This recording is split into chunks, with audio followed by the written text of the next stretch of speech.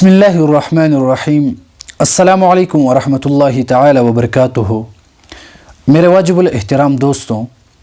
دین اسلام کے حوالے سے ویڈیو نمبر 2، اس میں آپ حضرات کے سامنے اس بات کو واضح کرنا چاہتا ہوں کہ دنیا میں جتنے بھی ادیان اور جتنے بھی مذاہب ہیں، ان تمام مذاہبوں میں سے سب سے بہترین مذہب اور سب سے بہترین دین وہ دین اسلام ہے۔ دراصل دین اسلام کو جب ہم غور سے دیکھ لیں گے اور پڑھیں گے اور سمجھ لیں گے تو دین اسلام ہمیں ایک ایسا راستہ دکھاتی ہے، ایک ایسا راستہ کا نشاندہی کرتی ہے کہ وہ افراط اور تفریط سے خالی ہو۔ یعنی دین اسلام کے جتنے بھی احکامات ہیں وہ نہ تو انتہائی زیادہ سخت ہے اور نہ ہی انتہائی زیادہ نرم ہے۔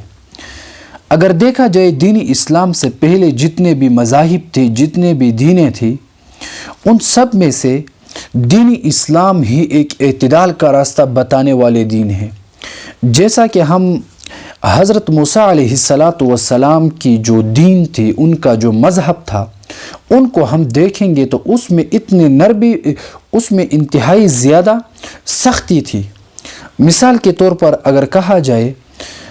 دین اسلام کو بھی دیکھا جائے اور حضرت موسیٰ علیہ السلام کے دین کو بھی دیکھا جائے تو موسیٰ علیہ السلام کے دین میں بات یہ تھی کہ جب کسی بندے کے کپڑے پر نجاست لگ جاتی تھی، گندگی لگ جاتی تھی، تو وہ کپڑا دھونے سے اور پانی کے ذریعے پاک اور صاف نہیں ہوتا تھا، بلکہ اس کپڑے کو کاٹ دیا جاتا تھا۔ اب دیکھو اتنی سختی ہے، ظاہر سی بات ہے کہ کسی کپڑے پر گندگی لگ جائے اور ان کو کاٹا جائے، اس کپڑے کو کاٹ دیا جائے تو یہ مشکل سا ہوتا ہے۔ لیکن دین اسلام ایک ایسا دین ہے کہ جس میں اتنی سختی نہیں بلکہ زیادہ نرمی بھی نہیں ہے کہ آپ گندے کپڑے کے ساتھ ہی مثال کے طور پر عبادت کیا کریں، نہیں، بلکہ درمیانی جو راستہ ہے وہ دین اسلام ہمیں بتاتا ہے کہ جب کپڑے پر نجاست لگ جائے تو وہ کپڑا دھونے سے پاک اور صاف ہو جاتا ہے۔ یہ دین اسلام کا ایک بہترین طریقہ اور دین اسلام کا ایک اعتدال کا راستہ ہے۔ اسی طرح دین اسلام کا جو راستہ ہے وہ اعتدال کا راستہ ہے، نہ تو زیادہ سختی اور نہ ہی زیادہ نرمی والا۔ اب جب مسلمان دین اسلام کو پڑھ لیں گے اور سمجھ لیں گے تو بہت خوشی ہوگی، اور خوشی کیوں نہ ہو کہ دیکھا جائے دین اسلام ایک ایسا دین ہے جو ہمیں معبودی برحق کی عبادت کرنے کی دعوت دیتی ہے۔ آپ لوگ دیکھیں دنیا میں مختلف لوگ رہتے ہیں، مختلف مذاہب کے لوگ دنیا میں رہتے ہیں۔ کبھی آپ کسی کو دیکھیں وہ آگ کی عبادت کرتے ہیں، کئی لوگوں کو آپ دیکھیں تو وہ پتھروں کی عبادت کرتے ہیں، پوجا کرتے ہیں، اور کئی لوگ تو گائے اور بھینس کی عبادت کیا کرتے ہیں۔ اب دین اسلام ہی ایک ایسا دین ہے جو ہمیں حقیقی رب کائنات کی عبادت کی دعوت دیتی ہے۔ اب دیکھا جائے ان لوگوں کو اصل میں نہ تو شعور ہے اور نہ ان کے دماغ میں کچھ عقل ہے۔ جب کوئی جو لوگ آگ کی عبادت کرتے ہیں اور آگ کو اپنا معبود سمجھتے ہیں، وہ اتنا بھی نہیں سوچتے ہیں کہ ہم جس کی ہم عبادت کرتے ہیں ہم اس کو خود ہی جلا دیتے ہیں۔ یعنی جب کوئی آگ کی عبادت کرتے ہیں تو وہ آگ خود جلایا کرتے ہیں۔ اب دیکھا جائے جو آگ خود نہ جل سکے تو وہ کسی کا خالق اور کسی کا مالک کیسا بن سکتا ہے؟ لیکن وہ لوگ عقل کے اندھے ہوتے ہیں جو آگ کی عبادت کرتے ہیں۔ اور دوسری بات یہ ہے کہ جو لوگ آگ کی عبادت کرتے ہیں اور آگ کو اپنا معبود سمجھتے ہیں، آتش پرست جو لوگ ہوتے ہیں، وہ اتنا ہی نہیں سوچتے کہ خالق تو پیار کرنے والا ہوتا ہے، خالق اپنے مخلوق کے ساتھ محبت اور رحم کرنے والا ہوتا ہے، لیکن وہ آگ کی عبادت کرتے ہیں۔ ظاہر سی بات ہے وہ آگ کے زیادہ قریب بھی نہیں ہو سکتے۔ اگر وہ آگ کو اس طرح چھو لے یا آگ کے ساتھ اپنے ہاتھ کو ٹچ کر لے تو ظاہر سی بات ہے ان کو تکلیف ہوگی، آگ اس کو جلا دے گا۔ تو ظاہر سی بات ہے کہ ایسا خالق ہونے سے نہ ہونا بہتر ہو جس کی وجہ سے مخلوق کو تکلیف ہو۔ اب آگ کو وہ لوگ خالق سمجھتے ہیں، باطل پرست لوگ ہیں، لیکن وہ اتنا سوچتے نہیں کہ جو خالق ہوتا ہے وہ کسی سے پیدا نہیں ہوتا، وہ کسی کا محتاج نہیں ہوتا، لیکن جب آگ کی وہ عبادت کرتے ہیں تو ظاہر سی بات ہے وہ آگ خود جلایا کرتے ہیں۔ اب اگر بت پرستوں کو دیکھا جائے تو وہ لوگ بھی عقل کے آندھے ہوتے ہیں۔ اب اگر ایک پتھر جو نہ سنتا ہو، نہ بولتا ہو، نہ دیکھتا ہو، وہ کیسے خالق ہو سکتا ہے؟ اور جو لوگ مورتی بناتے ہیں، اسی طرح وہ جو اپنے بھگوان کا جو روپ اور شکل بناتے ہیں، وہ خود اپنے ہاتھوں سے اپنا بھگوان بنا کر ان کی عبادت کرتے ہیں۔ وہ اتنا بھی نہیں سوچتے کہ یہ بنانے والا اور جس کو بنایا جائے ان میں تو فرق ہوتا ہے۔ اب جس کو آپ بنا لے تو وہ خالق کیسا ہوگا؟ لیکن ان لوگوں کو بھی دیکھا جائے تو ان کے آنکھوں پر پٹی لگی ہوتی ہے، وہ پتھروں کی عبادت کرتے ہیں، جو پتھر نہ سن سکتے ہیں، نہ دیکھ سکتے ہیں اور نہ وہ بول سکتے ہیں۔ لیکن ہمارا دین اسلام ایک ایسا خالق کی عبادت کرنے کی دعوت دیتی ہے، دین اسلام کے وہ خالق سنتا بھی ہے اور وہ دیکھتا بھی ہے۔ سننا اور دیکھنا تو الگ بات، وہ تو انسان کے جو دلوں کے اندر جو راز والی بات بھی ہو، ہمارا خالق اس سے آگاہ ہوتا ہے۔ اسی طرح کا خالق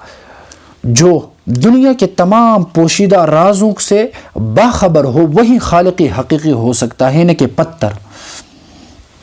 اگر ہم دیکھا جائے تو ہمارا جو خالق ہے، دینی اسلام ہمیں جس خالق کی طرف بلاتی ہے وہ خالق حقیقی اور برحق معبود ہے۔ ہمیں اور آپ لوگوں کو چاہیے کہ ہم دینی اسلام کو غور سے پڑھیں اور ایک ایک بات پر ہم غور کریں کہ دینی اسلام ہمیں کیا پیغام دینا چاہتی ہے۔ اور دوسری بات جو ہے، اس دنیا میں اگر دیکھا جائے تو دینی اسلام پر ایمان رکھنے والے جو لوگ ہوتے ہیں وہ سب سے زیادہ ہے، مطلب مسلم لوگ اس دنیا میں زیادہ پائے جاتے ہیں، اور جو غیر مذہب لوگ ہیں وہ اس دنیا میں بہت کم پائے جاتے ہیں۔ لیکن ایک افسوس کی بات یہ ہے کہ اس دنیا میں مسلمانوں کی تعداد سب سے زیادہ ہے، لیکن جو غیر مذہب لوگ ہیں وہ ہر لحاظ سے، اگر طاقت کے لحاظ سے دیکھا جائے یا آپس میں اتفاق کے اعتبار سے دیکھا جائے یا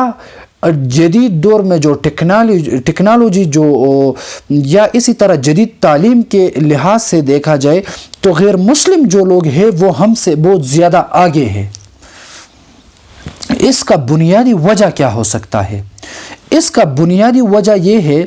کہ وہ لوگ دراصل اپنا جو دھرم ہوتا ہے، اپنی جو مذہب ہوتا ہے، اس پر وہ لوگ عمل کرتے ہیں۔ ان کے جو مذہب ہوتی ہے، ان کے باطل باتوں پر بھی وہ لوگ عمل کرتے چلتے ہیں، اس کی وجہ سے وہ لوگ کامیاب ہوتے ہیں۔ لیکن ہمارے مسلمانوں میں سب سے بڑی کمزوری اور سب سے بڑی غلطی یہ ہے کہ ہم اسلام اور محمد عربی صلی اللہ علیہ وسلم کو صدقی دل سے فالو نہیں کرتے ہیں، بلکہ ہم دینی اسلام کے ان اچھی باتوں کو بھی چھوڑ دیتے ہیں جن کو کرنے سے، جن پر عمل کرنے سے ہماری کامیابی کا راز کھل جاتا ہے۔ لیکن مسلمانوں میں سب سے بڑی غلطی یہ پائی جاتی ہے کہ ہم لوگ غیروں کا طریقہ اختیار کر دیتے ہیں۔ اگر غیر مسلم کے جو بڑے بڑے سائنسدان جو لوگ ہوتے ہیں یا اسی طرح ان میں جو لوگ کامیابی کے اعلیٰ مقام پر فائز ہوتے ہیں، ان کو دیکھا جائے تو وہ لوگ دراصل ہمارے اور آپ لوگوں کے پیغمبر صلی اللہ علیہ وسلم کو فالو کرتے ہوئے اگر کہ ان لوگوں کا ہمارے دین پر، ہمارے قرآن پر، ہمارے پیغمبر پر ایمان نہیں ہوتا، وہ ایمان نہیں رکھتے، لیکن جو دینی اسلام جو بات بتا دے، پیغمبر علیہ الصلاۃ والسلام جو بات بیان فرمائے، وہ لوگ ان کو فالو کر کے، ان پر عمل کر کے اپنے آپ کو کامیابی کے ایک اعلیٰ منصب پر، اپنے آپ کو کامیابی کے ایک بڑے مقام پر پہنچا دیتے ہیں۔ لیکن ہمارے مسلمانوں کو دیکھا جائے، ہم دل میں تو یہ کہتے ہیں کہ ہم مسلمان ہیں، ہم اسلام کو بھی مانتے ہیں، ہم محمد کو بھی مانتے ہیں، لیکن ہم اسلام پر عمل نہیں کرتے، ہم محمد صلی اللہ علیہ وسلم کے بتائے ہوئے باتوں پر عمل نہیں کرتے ہیں، جس کی وجہ سے ہم کامیابی کے جو مقام ہے، کامیابی کا جو راز ہے، ہم اس کو نہ پہنچ سکتے ہیں اور نہ ہم اس راز کو ہم کھول سکتے ہیں، اور نہ ہی ہم کامیابی کے اعلیٰ مقام پر فائز ہو سکتے ہیں۔ تو مسلمانوں کو چاہیے کہ ہم جس طرح بولتے ہیں، جس طرح ہم دل میں یہ دعویٰ رکھتے ہیں کہ ہم اسلام کو قبول کرتے ہیں، ہم اسلام کو مانتے ہیں، ہم محمد کو اپنا ایک لیڈر سمجھتے ہیں، تو اسی طرح ہمیں اور آپ لوگوں کو چاہیے کہ ہم اسلام کے بتائے ہوئے تمام باتوں پر عمل کریں، محمد صلی اللہ علیہ وسلم کے بتائے ہوئے تمام طریقوں پر ہم عمل کریں، تو تب ہمارا جو مسلمانیت ہے وہ حقیقی معنوں میں ہم مسلمانی اور اسلام کا حق ادا کریں گے۔ اور تیسری بات یہ ہے کہ غیر مسلم کو جب دیکھا جائے تو ان کا آپس میں اختلاف بہت زیادہ کم ہوتا ہے، اور ان لوگوں کا آپس میں محبت اور آپس میں جو تعلق ہوتا ہے وہ بہت زیادہ بہترین ہوتا ہے۔ اور مسلمانوں کو دیکھا جائے تو مسلمان آپس میں لڑائی، ہمیشہ مسلمانوں کو جہاں بھی آپ دیکھ لیں، مسلمان جب بھی کسی ملک میں، کس دھرتی پر مسلمان رہتے ہیں تو وہ آپس میں لڑتے جھگڑتے ہیں۔ دنیا میں، پوری دنیا میں ایسا ایک ملک اور ایسی ایک بستی کوئی نہیں دکھا سکتا جہاں مسلمانوں کے آپس میں اختلاف نہ ہو، لیکن وہ اختلاف دین اسلام کے لیے بھی نقصان دہ ہوتا ہے اور مسلمانوں کے بھی لیے نقصان دہ ہوتا ہے، اور ہمارے جو معاشرہ میں، جو سوسائٹی میں جو لوگ رہتے ہیں ان کے لیے بھی یہ اختلاف دراصل نقصان کا باعث بن جاتا ہے، لیکن ہمارے مسلمان سوچتے نہیں ہیں۔ لیکن اگر دیکھا جائے تو دین اسلام ہی ایک ایسا دین ہے جو ہمیں قدم قدم پہ اختلافات سے بچنے کی دعوت اور وَاعْتَصِمُوا بِحَبْلِ اللَّهِ جَمِيعًا کا درس دیتی ہے، اور وَلَا تَفَرَّقُوا کہہ کر دین اسلام ہمیں ایک کرنا چاہتی ہے، لیکن ہم کبھی سوچتے نہیں ہیں۔ دین اسلام ہمیں یہ کہتے ہیں کہ آپ لوگ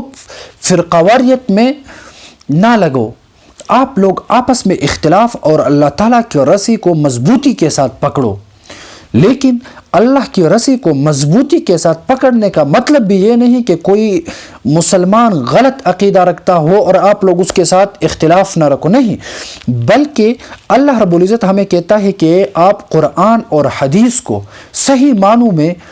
صدقی دل سے قبول کر لو اور پھر اس پر عمل کر لو، تاکہ آپ لوگوں کا آپس میں اختلاف نہ بن جائے۔ لیکن جب ہم قرآن پر عمل کرنا چھوڑ دیں گے، ہم قرآن اور حدیث کو صحیح معنوں میں قبول کرنا چھوڑ دیں گے، تو خود بخود ہمارے درمیان فرقہ واریت کا جو سب سے خطرناک جو وہ مشن ہوتا ہے فرقہ واریت کا، وہ ہمارے درمیان پیدا ہو جاتا ہے۔ وہ اس کا بنیادی سبب یہ ہوتا ہے کہ ہم قرآن اور حدیث کو چھوڑ دیتے ہیں۔ جب ہم قرآن اور حدیث اور اسلام کو صحیح معنوں میں فالو کریں گے تو ہمارے آپس میں لڑائی جھگڑا اور آپس میں جتنی بھی فرقہ واریت ہے وہ سب ختم ہو سکتی ہے، لیکن اس کے لیے شرط یہ ہے کہ ہم آپس میں جو اختلاف ہے ہم اس کو ختم کرنے کے لیے اسلام اور دین پر عمل کریں، تب ہمارا آپس کا جو اختلاف ہے وہ ختم ہو سکتا ہے۔ اب دین اسلام ہمیں وہی کچھ بتاتا ہے جس کی وجہ سے ہم مضبوط ہو سکتے ہیں، جس کی وجہ سے ہم طاقتور اور پاورفل بن سکتے ہیں، لیکن ہماری بڑی کمزوری یہ ہے کہ ہم دین اسلام پر عمل نہیں کرتے ہیں۔ اب ظاہر سی بات ہے، اگر مسلمانوں کو دیکھا جائے تو آپس میں اختلافات اور آپس میں لڑائی جھگڑا یا کفار کے خلاف مغلوب ہونا یا ہمارا کمزور ہو جانا، ان کا سب سے بڑا وجہ اور بنیادی جو پوائنٹ ہے وہ یہ ہے کہ مسلمان آپس میں بدگمانی اور غلط فہمی کا شکار ہو جاتے ہیں۔ لیکن جب اسی طرح جب ایک مسلمان دوسرے مسلمان کے بارے میں غلط فہمی کریں گے، بدگمانی کرے گا، تو آپس میں نفرت پیدا ہو سکتی ہے۔ جب وہ نفرت پیدا ہو جائے تو آپس میں مسلمان ایک دوسرے سے دور ہو سکتے ہیں۔ لیکن ہم جب دینی اسلام پر عمل کریں گے تو دینی اسلام ہمیں غلط فہمی سے بچنے کے لیے، بدگمانی سے بچنے کا درس دیتا ہے، اور ہمیں تحقیق اور حقیقی بات کو سمجھنے اور معلومات اور تفتیش کرنے کا درس دینی اسلام ہمیں دیتا ہے۔ آج میں اپنے کم عمری کی بنیاد پر اتنا تو سمجھ چکا ہوں کہ مسلمانوں کا جو آپس میں اختلاف ہے اس زمانے میں، وہ صرف اور صرف 3 باتوں پر مشتمل ہے۔ نمبر 1 بات تو یہ ہے کہ مسلمان آپس میں بدگمانی کرتے ہیں، غلط فہمی کا شکار ہو جاتے ہیں۔ نمبر 2، مسلمان آپس میں جو لڑائی جھگڑتے ہیں، آپس میں جو اختلافات ہے، مسلمان کے مابین جو فرقہ واریت کا جو بدبودار کردار کئی لوگ ادا کرتے ہیں، تو اس میں دوسرا نمبر پر اس کا دوسرا بنیادی وجہ یہ ہے کہ مسلمان آپس میں حسد اور بغض کرتے ہیں۔ اور تیسرا وجہ یہ ہے کہ مسلم جو لوگ ہوتے ہیں وہ ایک دوسرے کو برداشت نہیں کرتے ہیں۔ برداشت کرنے کا مطلب یہ ہے کہ آج دیکھا جائے، خدا معاف کرے، اگر مولویوں کو دیکھا جائے تو ایک عالم دوسرے عالم کو برداشت نہیں کر سکتا۔ وہ کبھی بھی یہ نہیں چاہتا کہ یہ دوسرا جو مولوی ہے وہ کسی طریقے سے اس سے تھوڑا آگے ہو جائے۔ ہماری کوشش یہ ہوتی ہے کہ ہم کسی دوسرے بندے سے آگے ہو جائے اور اس دوسرے بندے کو گرا دیں، لیکن ایسا ہمیں اور آپ لوگوں کو نہیں چاہیے۔ دینی اسلام ہمیں یہ درس دیتا ہے کہ آپ محنت کرو، کوشش کرو، کسی دوسرے بندے سے آگے جاؤ، لیکن اس دوسرے بندے کے پاؤں نہ کاٹو کبھی بھی۔ اور ہم کیا کرتے ہیں؟ ایک دوسرے کے پاؤں کو کاٹ دیتے ہیں۔ اس کی وجہ سے دینی اسلام میں اختلافات پیدا ہو جاتا ہے۔ اس سے دینی اسلام ہمیں منع کر دیتی ہے۔ دوسری بات یہ ہے کہ دینی اسلام میں جو لوگ آج مغلوب ہو چکے ہیں، اس کا بنیادی وجہ یہ ہے کہ ہم ایک دوسرے کے ساتھ حسد کرتے ہیں، جس کے بارے میں حضور صلی اللہ علیہ وسلم نے بھی فرمایا ہے، لا تحاسدوا، پیغمبر علیہ السلام کی حدیث ہے کہ لا تقاطعوا ولا تدابروا ولا تحاسدوا، آپ آپس میں حسد نہ کرو، وکونوا عباد اللہ اخوانا، بلکہ آپ اللہ کے لیے بائی رہو۔ اب جب ہم ایک دوسرے سے حسد کرنا چھوڑیں گے تو ہمارے آپس میں اختلافات انتہائی ختم ہو سکتا ہے، اور آپس میں جو نفرت ہوتی ہے وہ محبت کے ساتھ بدل سکتی ہے، لیکن جب ہم حسد کو چھوڑ دیں گے۔ اور تیسری بات یہ ہے کہ جب ہم مسلمان ایک دوسرے کے بارے میں غلط فہمی اور بدگمانی سے پرہیز کریں گے تو پھر بھی ہمارے آپس کا جو اختلافات ہوتا ہے وہ بالکل ختم ہو سکتا ہے اور ہم مضبوط ہو سکتے ہیں۔ جب آپ میں سے کوئی فاسق یا کوئی جھوٹا انسان آپ کو کوئی پیغام لائے تو آپ ان کی تحقیق کرو، اور پیغمبر علیہ السلام بھی فرماتا ہے کہ آپ لوگ تحقیق کیا کرو، بغیر تحقیق کی کسی بات پر عمل نہ کرو، کسی بات کو آگے مت پھیلاؤ، جیسا کہ حضور صلی اللہ علیہ وسلم نے بھی فرمایا ہے کہ کفا بالمرء کذبا ان یحدث بکل ما سمع، کہ آپ لوگوں میں سے جب آپ کو کوئی بات پہنچی تو آپ بغیر تحقیق اس بات کو آگے مت پہنچائے، بلکہ تحقیق کرو۔ جھوٹا انسان اس بات کو آگے پہنچاتا ہے۔ تو میری تمام باتوں کا خلاصہ یہ ہے کہ دینی اسلام تمام دینوں اور مذاہب میں سے سب سے بہترین دین ہے، جو ہمیں بہترین درس دیتا ہے، اور ہمارا جو خالق اور معبود ہے وہ حقیقی اور معبود برحق خالق ہے۔ اور دوسری بات یہ ہے جن کا خلاصہ یہ ہے کہ آج جو مسلمان آپس میں اختلافات کا شکار ہو چکے ہیں ان میں بنیادی وجوہات 3 ہیں۔ ایک دوسرے کو برداشت نہ کرنا، آپس میں حسد کرنا، اور بدگمانی اور غلط فہمی کی وجہ سے کسی انسان کو غلط سمجھنا۔ اگر آج مسلمان، خصوصاً ہمارا جو علماء کرام کا جو طبقہ ہے، اگر آج وہ ان 3 باتوں کو مد نظر رکھتے ہوئے اس پر عمل کریں گے کہ ایک دوسرے کے پاؤں نہیں کاٹ دے بلکہ ایک دوسرے کو برداشت کرے اور آپس میں محبت کا جو فضا قائم ہوتا ہے ان کو قائم کر کے مل کر دینی اسلام کا نام روشن کرنے کے لیے دینی اسلام کا پیغام اس دنیا میں پھیلانا چاہے تو پھر ہمارا آپس کا اختلاف ختم ہو سکتا ہے۔ نمبر 2، ہم حسد کرنا چھوڑ دیں گے آپس میں تو ہم مضبوط بھی ہو سکتے ہیں، ہمارا اختلافات بھی ختم ہو سکتا ہے اور ہم آپس میں جو کمزوری کا شکار ہو چکے ہیں وہ کمزوری بھی ختم ہو سکتی ہے۔ نمبر 3،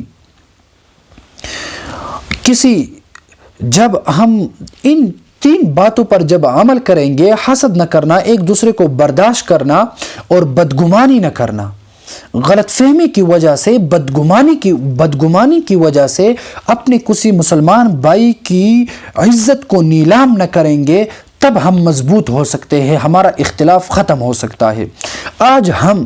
بدگمانی اور غلط فہمی کی وجہ سے اپنے دوسرے مسلمان بھائی کو شرمندہ کرنا چاہتے ہیں، ان کے عزت کو نیلام کرنا چاہتے ہیں، ان کے عزت کو پاش کر کے دنیا کے سامنے اپنے مسلمان بھائی کو رسوا کرنا چاہتے ہیں، ان کی عزت کو خاک میں ملانا چاہتے ہیں۔ غلط فہمی اور اپنی جو گندہ ذہن ہوتی ہے، اپنا جو غلط سوچ ہوتا ہے، اپنی غلط مائنڈ کی وجہ سے ہم کسی دوسرے مسلمان بھائی کی ذلت کے پیچھے لگے رہتے ہیں۔ جب ہم اس بات کو چھوڑ کر اس بدترین عمل سے جب ہم باز آئیں گے تو ہمارا آپس میں جو تعلق ہے، ہماری جو محبت ہے وہ آپس میں پیدا ہو سکتی ہے اور ہمارا جو آپس میں اختلاف ہے وہ بھی ختم ہو سکتا ہے، لیکن کاش ہم ان باتوں پر عمل کریں۔ تو ہمیں اور سب سے پہلے مجھے اور پھر آپ لوگوں کو یہ چاہیے کہ ہم دینی اسلام کے بتائی ہوئی ہر باتوں پر عمل کریں اور دینی اسلام کی بتائی ہوئی باتوں کی وجہ سے آپس میں امن و امان اور اتفاق کا جو فضا ہوتا ہے ان کو قائم کریں گے۔ آج جب آپ دیکھیں، جب کوئی دینی اسلام کا ایک پیغام دینا چاہے، جب کوئی قرآن کا ایک آیت کریمہ یا حدیث مبارکہ کا درس دیتے ہیں، وہ سادہ قرآن ہی پڑھتا ہوتا ہے، آپ لوگوں کا کمنٹس دیکھیں، لوگ ان کو گالیاں دیتے ہیں، لیکن میں نے اتنی عمر میں میں نے کبھی ایک غیر مسلم انسان کو میں نے آج تک نہیں دیکھا کہ اس نے آ کر کسی مسلم مولوی کے پوسٹ پر یا ان کے ویڈیوز پر کمنٹس میں کچھ گالی لکھی ہو یا اسی طرح بد کلامی کی ہو یا اسی طرح غیر مہذب الفاظ استعمال کیا ہوا ہو۔ دیکھو، وہ لوگ غیر مسلم ہیں، لیکن اگر وہ اسلام پر تو عقیدہ نہیں رکھتے، اسلام کو مانتے نہیں، لیکن وہ اسلام کو فالو کرتے ہیں، وہ کسی کو گالی نہیں دیتے ہیں۔ عمل کے اعتبار سے دیکھا جائے، آج میں دعوے کے ساتھ آج کہتا ہوں کہ ہم جیسے گناہ گاروں سے عمل کے اعتبار سے آج کے غیر مسلم 100% بہتر ہے۔ آج ہم لوگ اپنے مسلمان بھائی کو گالی دیتے ہیں، غیر مسلم گالی نہیں دیتے۔ آج ہم مسلم لوگ ایک دوسرے کی عزت کو نیلام کرنا چاہتے ہیں، غیر مسلم کبھی بھی کسی کی عزت کو نیلام نہیں کرتے، شاید کرتے ہوں گے لیکن میں نے نہیں دیکھا ہے۔ میں جب بھی دیکھتا ہوں کسی مولوی کے، کسی طالب العلم کے پوسٹ پر یا کسی ویڈیوز پر یا دینی اسلام کا پیغام پر آپ دیکھیں تو غلط کمنٹس کرنے والے کو جب دیکھا جائے، یا تو وہ مولوی ہوتا ہے یا مولوی نہ ہو تو وہ ایک پکا ایک مسلم ہوتا ہے۔ آج اگر دیکھا جائے کسی مسلمان کے پوسٹ پر آپ غلط کمنٹس کو دیکھتے ہیں، گالی کو دیکھتے ہیں، کسی کی عزت کو خراب کرنے کے لیے کوئی بات دیکھی جائے تو وہ مسلم ہی اپنے مسلم بھائی پر اسی طرح اٹیک کرتا ہے، اسی طرح وار کرتا ہے کہ اپنے مسلم بھائی کی عزت کو نیلام کرے، اپنے مسلمان بھائی کی عزت کو خاک میں ملانا چاہتا ہے۔ وہ آپ کو مسلمان ہی نظر آتا ہے، کبھی غیر مسلم ایسا نہیں دکھائی دیتا کہ اسی نے کبھی آ کر مسلمان کو گالی دی ہو۔ تو ہمیں اور آپ لوگوں کو چاہیے کہ جس طرح ہم بولتے ہیں، جسی طرح ہم مانتے ہیں کہ ہم دینی اسلام کو ماننے والے ہیں، ہم پیغمبر علیہ الصلوۃ والسلام کو ماننے والے ہیں، ہمیں اور آپ لوگوں کو چاہیے کہ ہم اپنے عملی زندگی میں بھی کسی انسان کو ذلیل نہ کرے، کسی انسان کی توہین نہ کرے، کسی انسان کی حوصلہ شکنی نہ کرے، بلکہ اسلام ہمیں قدر اور احترام کا درس دیتا ہے، اسلام ہمیں محبت اور اخوت کا درس دیتا ہے۔ ہمیں اور آپ لوگوں کو چاہیے کہ ہم آپس میں محبت کا نظام قائم کر کے، ہم آپس میں محبت اور اخوت کا فضا قائم کر کے دینی اسلام پر عمل کرتے ہوئے دینی اسلام کے جو نور ہے ان سے اور لوگوں کو بھی منور کر دیں گے۔ جب ہم دینی اسلام پر عمل کریں، اللہ رب العزت ہمیں اور آپ لوگوں کو دینی اسلام کو حقیقی معنوں میں سمجھنے کی توفیق عطا فرمائے، اور اللہ رب العزت ہمیں اور آپ لوگوں کو دینی اسلام پر عمل کرنے کی توفیق عطا فرمائے، اور اللہ رب العزت ہمیں اور آپ لوگوں کو آپس میں اختلافات اور بدگمانی اور غلط فہمیوں سے بچائے۔ اللہ تعالی ہمارے درمیان محبت، اخوت اور امن کا جو ماحول ہے وہ اللہ تعالی ہمارے درمیان پیدا فرمائے، اور اللہ رب العزت سے دعا کرتے ہیں کہ ہمارے جتنے بھی مسلم لوگ ہیں جو آپس میں بلا وجہ حسد کی بنیاد پر آپس میں اختلافات کرتے ہیں، اللہ رب العزت ان لوگوں کو ہدایت دے، اور اللہ رب العزت ان لوگوں کے دلوں کو صاف کر دے جو اپنے مسلمان بھائیوں کے لیے رسوائی اور ذلت کا سوچتے ہیں۔ وصلی اللہ تعالی علی خیر خلقہ محمد وعلی آلہ واصحابہ اجمعین برحمتک یا ارحم الراحمین۔